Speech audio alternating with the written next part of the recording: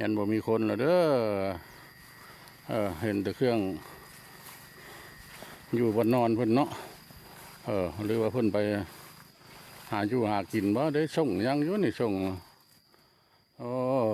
ยานเพิ่นอยู่นี่แล้วยานเพิ่นภาษาคนเฒ่าเนาะภาษาคนเฒ่าแล้วยานเพิ่นไปห้างไปใส่เบ็ดบ่หรือไปเฮ็ดตอนเฮ็ดลี่เลยพระ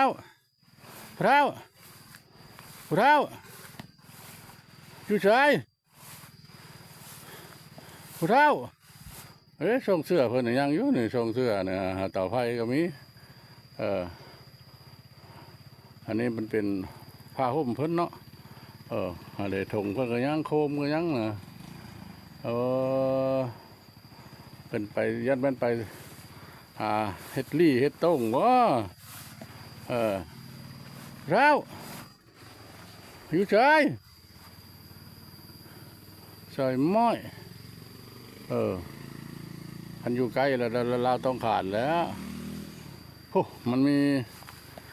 ห้วยอยู่ทั้งผู้ท่านผู้ชมมันมีห้วยใหญ่แล้วก็มีห้องหน้าเราลงไปตรงนี้อย่าเราไปนั่นเนาะอย่าเราไปเฮ็ดลี่เฮ็ดโต้งเนาะหาปูหาป่าเนาะเฮ้ยมาบุทึกยามแล้วมาตอนค่ำๆไหมเนาะได้หั่นได้นี่ครับอยู่ของกินมาให้เพื่อนแล้วมาตอนค่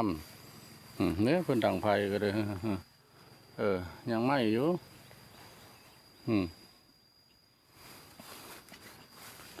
อันนี้ชงพายเพื่อนก็ยังอันนี้ก็เป็นผ้าห่มบนอยู่บนนอนเพื่อนยันยังอยู่ยันเราไป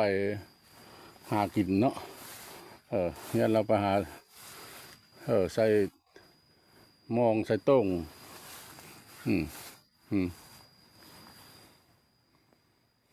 อะไรมาบุพบเนาะก็สิซื้ออันนั้นซื้อปลากระป๋องมาให้เพิ่นซื้อปลากระป๋องซื้อมีไว้เพราะว่ารับปากเพิ่นแล้วว่าเฮามาเท่าหน้าเฮาเสียมาให้เด้อว่ามาบ่เห็นเพิ่นก็บ่จักสิปะแล้วเนาะเทื่อเจ้าเทื่อเพิ่นเข้ามาอยู่บ้านแล้วก็บ่ฮู้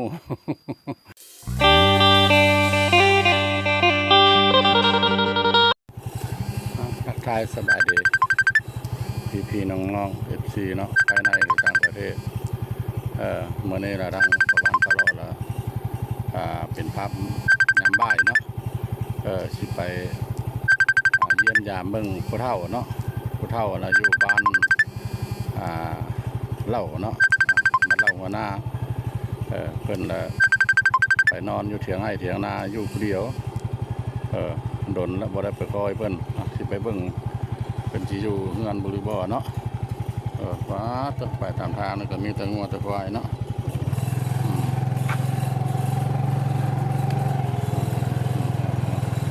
ควาย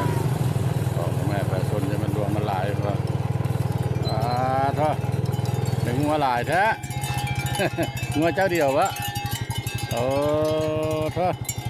ไปเลี้ยงอยู่ทางไหนเนี่ย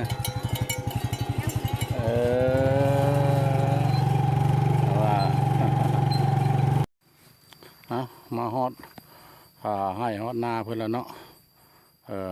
คือว่าจากเพื่อนซีอยู่บริจังใดเนาะนี่เด้ทงให้ทงนาเพื่อนก็อันเด้เถียงเพื่อนเนาะลุงมีซื้อลาวลุงมีเพื่อนซีอยู่บ่เนาะถ้าเก้าแล้วเพื่อนนอนนี่อยู่คนเดียวนะนอนอยู่คนเดียวเป็นห่วงเป็นใยเพื่อนจะมายืมมายามเพื่อนอันนี้ราคาใดเนาะภายหลังเพิ่นเฮ็ดนาแล้วเพิ่นก็เพิ่นเฮ็ดนาแล้วเพิ่นก็เฮ็ดผักตูแบบนี้แต่ผักตูแบบนี้แล้วมันเพิ่นนั่นนะเฮ็ดติดเลยคนแล้วขึ้นนอนมาขึ้นกระไดตัวนี้โอ้ขันใดก็หักละเอาไปว่าสิไปยื้อพยายามลุงมีเนาะก็บุกครบลาวแล้วก็เลยมาแวะตลา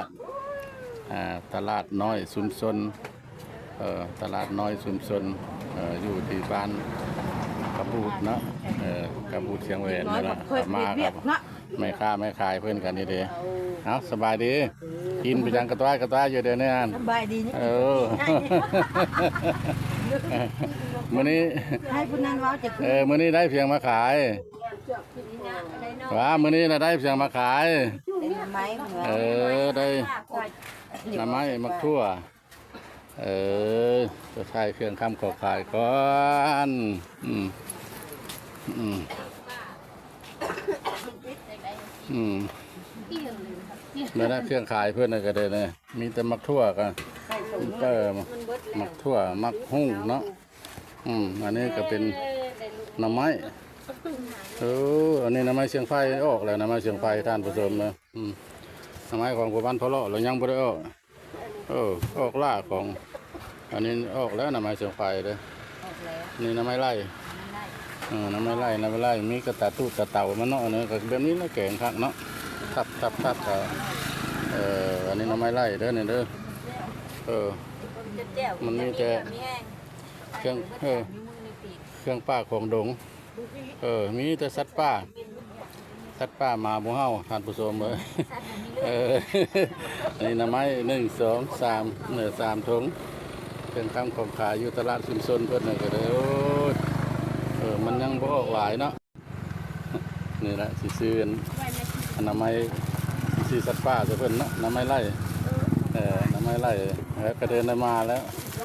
เขาตั้งใจมากก็ว่าสิมาซื้อน้ำไม้สว่าง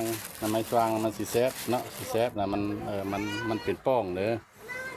แล้วก็มาบุมีแล้วก็สิซื้ออันนี้สิซื้อน้ำไม้นี่ซอยเพิ่น